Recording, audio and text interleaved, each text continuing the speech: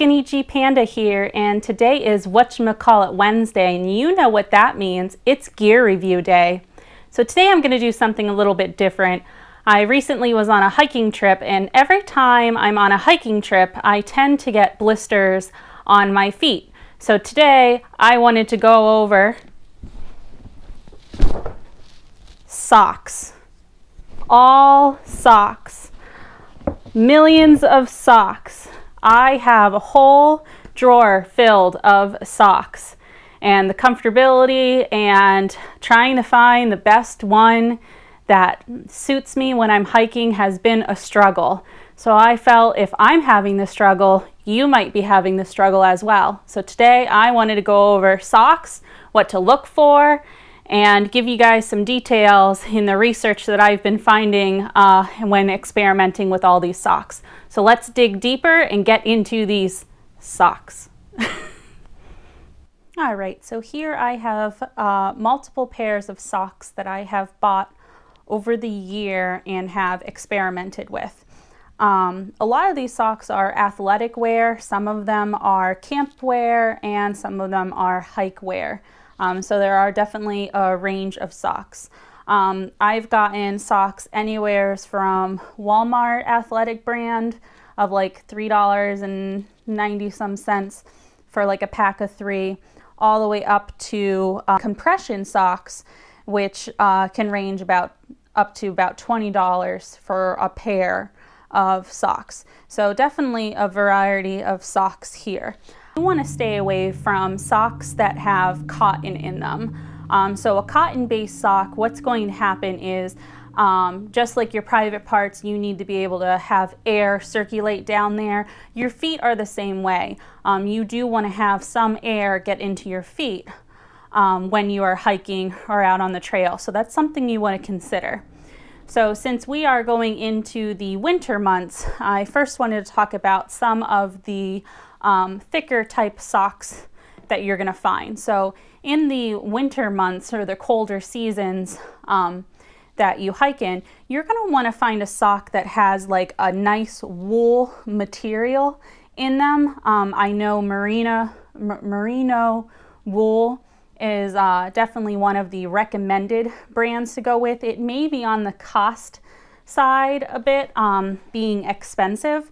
So the wool will help keep your feet stay warm, but it's also going to help alleviate moisture within the sock around your feet. So in the winter months, you definitely want to look for something of a wool. I know multiple stores have them, so even if you don't go with the merino wool, if you go with something of a wool type style, like some of the hunting brands are a little on the cheaper side, as long as it doesn't have cotton in it, you're going to still get that provided fit and luxury that the wool is going to give you for your feet.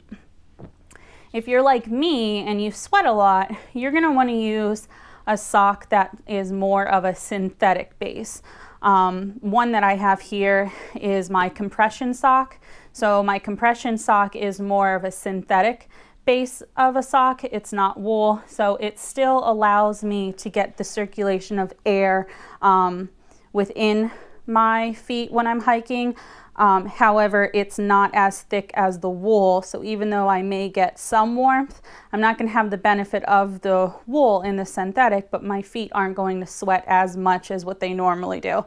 I usually don't do the wool when I'm hiking. I primarily like to have the wool socks for when I'm camping, only because my feet do get hot. So with the synthetic and my hiking shoes, I'm usually pretty okay on the trails. I don't really need anything else added for warmth. So the socks that I have here, again, are umpteen different pairs because I have been having a struggle with them. I have athletic socks. As far as like athletic goes, athletic to me, I thought was hiking would be in that realm, and it's actually not. So if you purchase an athletic sock, it's primarily going to be used for like activities such as like running, walking, if you play some sports, but it's not going to be recommended for hiking at all. You're not going to get the comfortability as like a hiking sock wearing an athletic sock. And to me, I didn't really realize the difference until I started experimenting with socks.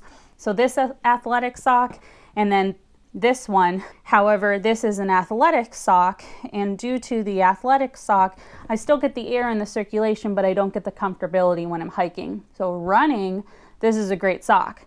I love this sock when I'm running. It gives me exactly what I need in my sneakers. Put this sock into my hiking shoe and it's not comfortable. I'm getting blisters beyond blisters and it's just not helping me. My compression socks, I really like for blood circulation. With my limitations with my ankle, I get a lot of swelling down towards the bottom of my ankle area, and my foot area tends to swell up a lot. I do sweat in the feet. So I do like my compression socks. The only problem with them is because, again, I have really hot, warm feet, so I sweat a lot in them.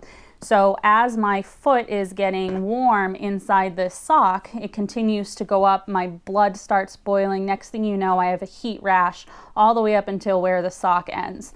So the compression sock is definitely one of my go-tos because of that synthetic material. However, again, with the hot feet, it's not something that's recommended for me. It might be recommended for you, but it's not for me.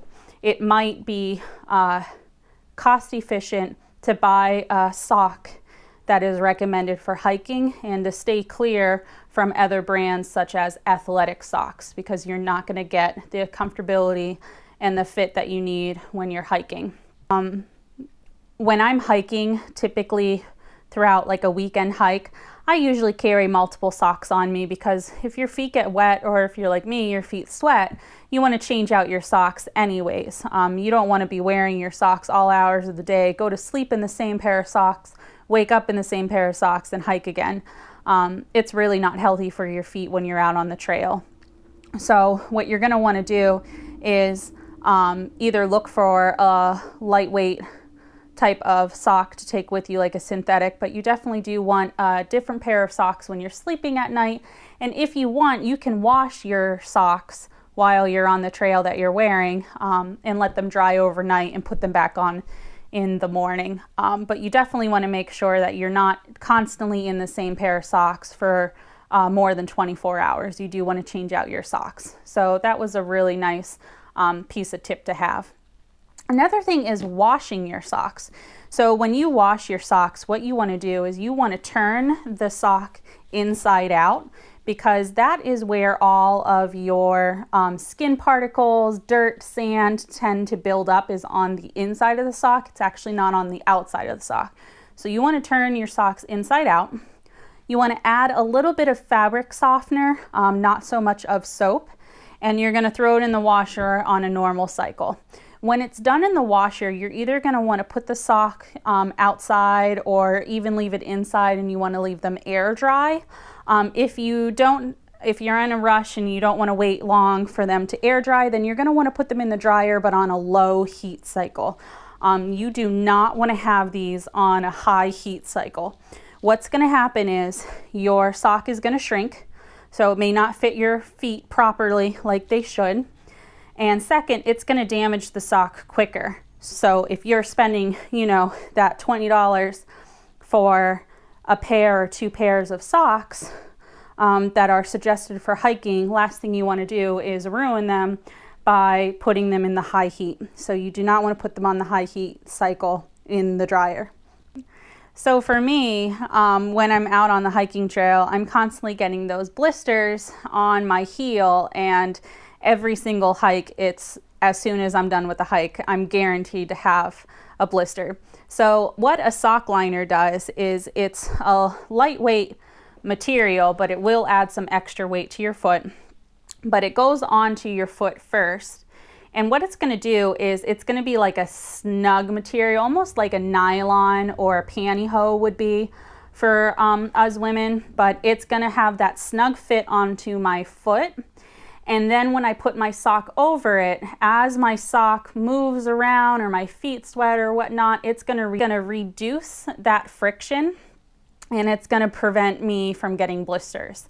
It's a small price to pay for those liners. They will add some extra weight on me as I'm hiking, but it's definitely my next resort to find that comfortability to stop getting those blisters.